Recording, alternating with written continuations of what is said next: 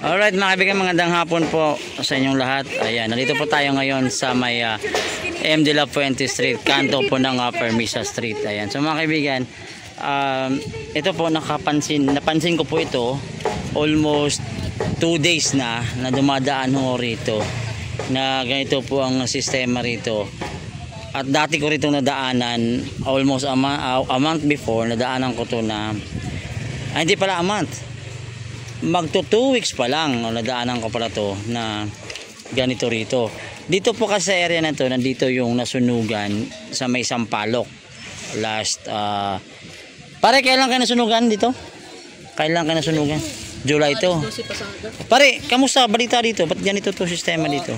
Hindi pa hinahakot? Nahakot naman yun. Kasi yan yung mga eksisya na galing loob. Siya pinag-ahakot. Sunog ng mga... Pero kahapon kasi duman ako dito. Ganito nakatambak eh. Hindi mas malala. Pero nakakukuha naman yun. Nadadagdagan na nadadagdagan. Na naiipon. Pero nga lang kasi, siyempre, pag ganito kasi, nilalangaw agad. Siyempre, di natin mag-hihintay tayo ng government na mag-ahakot. Oo. May request naman wala pag dumadating. May bahay ka na kayo rito? Ayos pa eh. Pero sa pasok ka doon sa gitna, mas maraming basura. Yung nahirapan din matatakbo kasi din ako. sa Amelia Street. Sige. Channel Reds! So ito yung nasunugan dito last time na pinuntahan ni Yorme Isko. Ito yung mga bahay na bagong gawa. Ayan no. Bato na yung mga bahay mga kaibigan. So meron lang ako napapansin dito. I don't know kung alam din to nila ng city engineering ito na may mga yung mga bangketa na wala na ho. Napapansin ko nawawala na yung bangketa.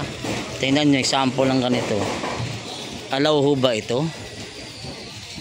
Ganito yung sistema. Yung bangketa nawala na, dapat in-adjust lang ng konti ito. So ito kasi nasunugan nung July ito daw ito nasunugan. Ito agad pinuntahan lang ni Ormin noon, tinulungan. Ayun, nakita nyo agad bilis oh. Shout out yan. Bata mo ako Ang bilis oh. Tayo na agad yung mga bahay nila. Yun, ito part na sunugan.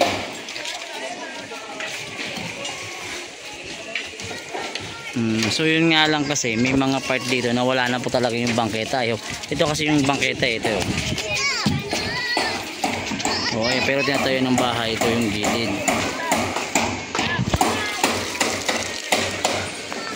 Musta kayo? Musta na bahay nyo? Ito po sa inyo, tay? Parang mansion na papatayo nyo dito So te, yung itong bangketa te, okay lang ba ito nasa sakupin na lang ganyan? Kasi dito natira, paano yan? Alaw ho yan? 1 metro para lang patayuan. Pero bangketa kasi. Hindi ka ba nagtaka dito?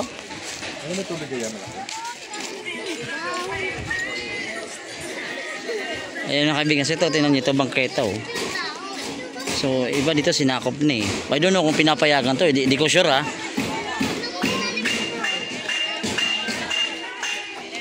So ito ngayon pinapatay na yung mga bahay nila. So nakaka-recover na rin sila yung mga nasunugan rito. So puspusan po yung paggawa ng kanilang mga bahay. So yun lang kasi talagang napansin ko talaga yung basurahan na yan. Ang bilis, ito po. Siguro di pa talaga nahakot to ng DPS. So I hope yan tingnan niyo mga kaibigan. So Tay, bahay nyo to tay? Bahay nyo to? Bahay nyo? Tay, tanong ko lang tay, hanggang saan yung bahay nyo nakatayo? Ito, hanggang dito ba tay? So paano yung bangketa tay? Di ba bawal yun yan tay? Paano yun tay? Hindi ba kayo masisita na tay? Pag nasita, tanggalin. Pag sinita, tanggalin. Sayang yung pera. Oo. Ito yung, alam ko ito yung bangketa tayo, di ba? Ito hanggang dyan. O, basta ingat kayo tayo, ha? O, yun na mga kaibigan. Nagtataka na talaga ako kung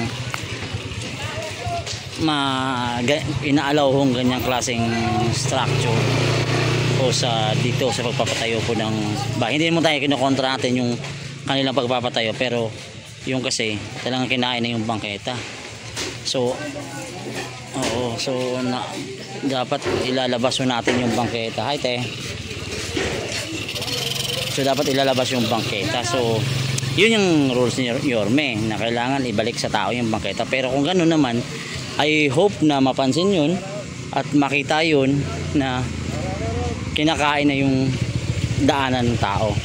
So alright mga kaibigan, this is Channel Reds po. Dito po mismo sa may Sampaloc, sa may kanto po ng Permesa. So I hope ito okay to. Nakita nyo ang lapad ng bangketa, ang lapad ng daanan nakikita, pero yung kanina sobrang liit po ng space, yung parang ganito, sample lang ganito. Ito sa ngayon okay lang to kasi ginagawa, pero ito kato paano siguro considered pa to, pero yung kanina kasi ang liit talaga nung kinahain na talaga yung bangketa. So hindi man tayo nangialam, no, pero I hope sana mapansin din kung okay yun, di ba? So concern lang naman natin kasi yun nga, pinupush niya ni Yorme na ilabas at ipakita sa tao at ibalik sa tao yung bangketa. Pero kung ganun ay napagbibigyan, so there's something wrong, di ba? So ayan mga kaibigan, ang init ng panahon na mainit talaga yung panahon. Kas, inom na tayo na Kas. Inom muna tayo.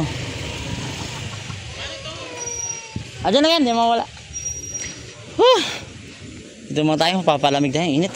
Ay boss. Palamig nga ho. Gano'n tayo? Dalawa. Kas, gusto mo Kas? 10 or Gusto mo malaki? Ay, isa lang pare. gano'n tayo tayo? May mighty ka? Sabi ko, hipan mo. Kano? Oh, wait mo ka dyan. Kuha natin electric fan mo. Wait nga ako ha.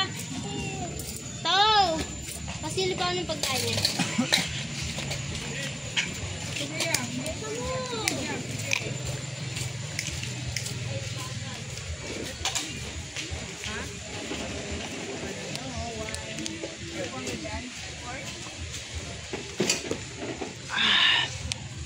Isa pa nga pare.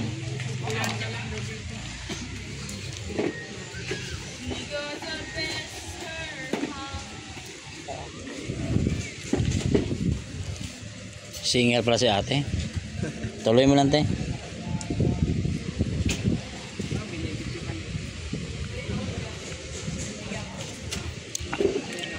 Madam, yung basura ba dyan? Araw-araw ganyan na yun dyan?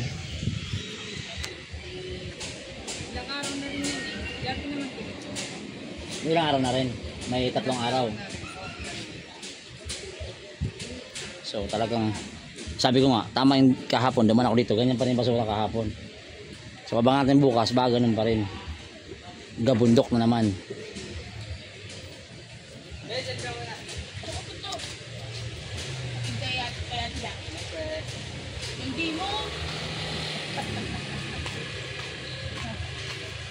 Let's go. Sorry naman.